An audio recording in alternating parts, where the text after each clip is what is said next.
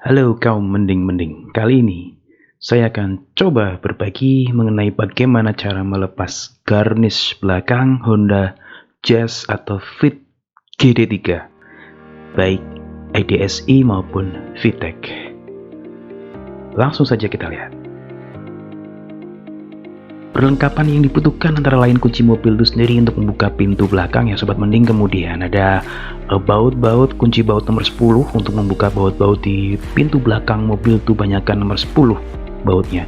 Lalu kita juga butuh obeng yang bisa digonta-ganti plus atau minus sobat mending ya. Ini dilihat obengnya seperti ini ya. Langkah pertama adalah saya harus melepas kamera mundur, karena kamera mundur ini nempel, susah sekali melepasnya ini. Harus usaha sedikit, akhirnya lepas juga sobat mending ya, harus dilepas karena nempel di garnishnya. Nah, ini yang akan kita lepas dari sisi kiri sampai sisi kanan, inilah garnishnya. Nah, kita harus mencopot cover wipernya terlebih dahulu, cover baut wipernya. Di sini ada baut yang terpendam ya, baut nomor 10 ya sobat mending. Kita harus lepas baut ini. Oke sobat mending, kita lepas dulu baut nomor 10 ini. Agak keras ternyata ya, karena sudah lama sekali tidak pernah dilepas, sejak beli nggak boleh dilepas ini. Terus perlu perjuangan sedikit ya, akhirnya terlepas juga. Ini baut nomor 10 ya, jangan lupa disimpan bautnya kalau habis dilepas. Lalu berikutnya kita harus menarik wipernya ini ya, tinggal tarik saja sobat mending. Agak keras juga menariknya ya, penuh lepas ya. Berikutnya kita harus membuka pintu belakang bagasi ini ya. Tahu cara bukanya kan sudah biasa. Hati-hati, pas dibuka kepalanya nyangkut nanti ke pintu ya. Hati-hati. Nah, ini sudah terbuka. Lalu kita lihat, ini yang bagian door trim yang akan kita lepas. Kita lepas dulu door trimnya supaya terlihat baut-baut dan pengunci-penguncinya. Nah, caranya bagaimana? Kita harus buka dulu handle door trimnya ini ya. Ini agak susah melepasnya, jadi harus bersabar, harus kita meraba-raba ya. Kita lihat nih, seperti ini ya bukanya. Tuh hampir nggak jadi. Nah, kita harus tekan sambil tarik, tekan ke bawah ya, tekan ke bawah. Bisa. Oke, berikutnya setelah terlepas jangan lupa disimpan. Lalu kita lihat di sini ada pengunci.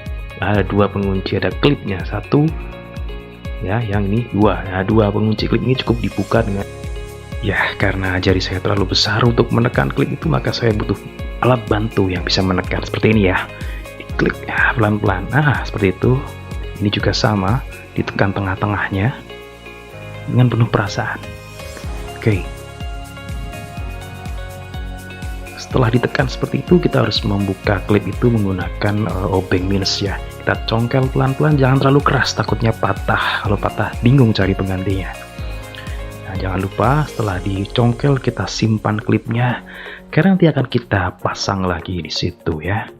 Berikutnya kita harus membuka ini door trim ini ya. Jangan dari situ, itu susah bukanya. Jangan dari situ, kita harus buka dari yang paling luar. Nah, kita tarik dari sini perlahan-lahan. Jangan ragu-ragu, karena itu memang bentuknya klip saja, bukan baut ya. Nah, klipnya itu bisa kita pakai lagi nanti berupa pengancing ya. Nah, kita perlahan-lahan ya, dari sudut ke sudut, dari sisi ke sisi. Yang terakhir adalah bagian sisi paling dalam seperti ini ya. Kita lihat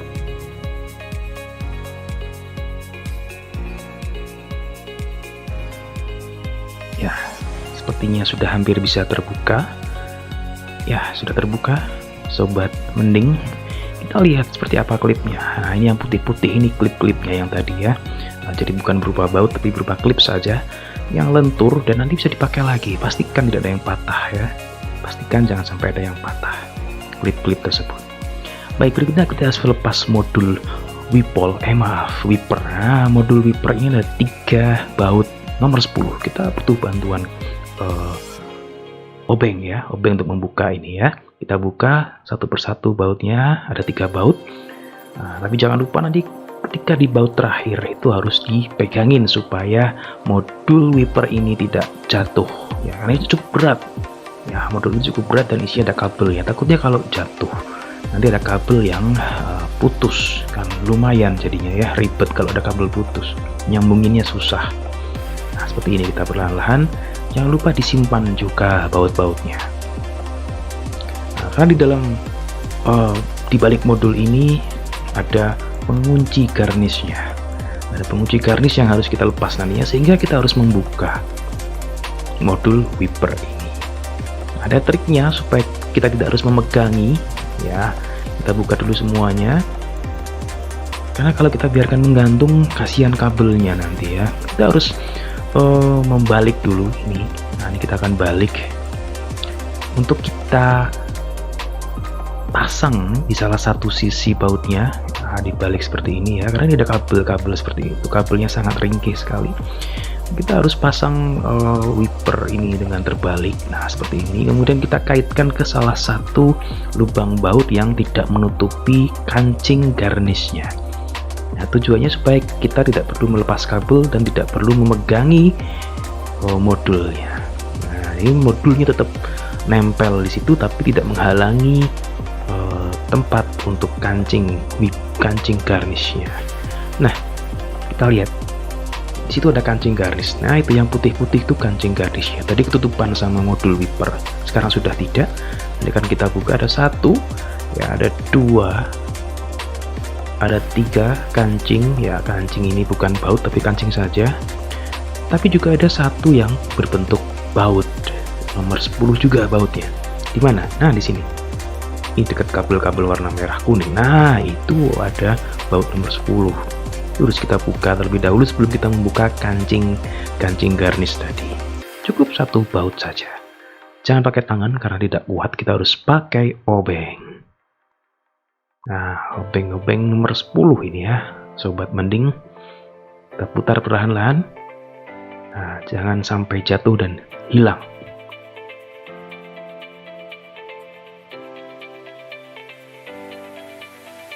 Setelah kita buka bautnya, ya kita harus buka kancingnya. Ini agak susah, kita harus menekan kancing itu. Ya, menekan menggunakan jari. Jari kita harus kuat, harus terlatih. Kalau tidak kuat, kita juga bisa pakai tang, tapi saran saya jangan pakai tang nanti karena pengancingnya bisa kendor. Ya, kita harus perlahan-lahan bersabar membuka kancing warna putih ini. Ada 3 kancing. Ya, kita tekan kancingnya, lalu kemudian kita dorong ke atas. Nah, artinya kalau sudah bisa kita dorong ke atas, kancing itu sudah terbuka seperti itu ya. Kita dorong pakai jempol. Masih ada 2 lagi yang harus kita buka.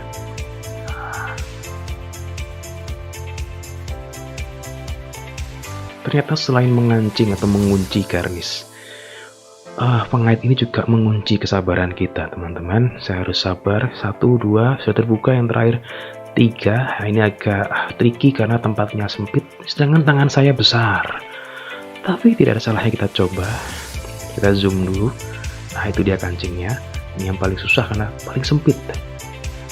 Tapi alhamdulillah akhirnya bisa. Nah, tinggal kita dorong. Sudah selesai. Artinya garnish sudah tinggal dilepas. Jangan lupa kita tutup dulu pintunya untuk melepas garnishnya. Ini dia sudah mulai kendor. Tinggal kita lepas. Selesai.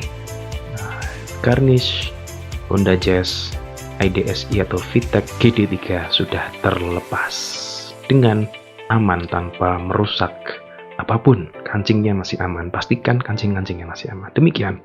Terima kasih, mudah-mudahan bermanfaat. Jangan lupa tekan tombol like dan subscribe jika kalian suka channel ini.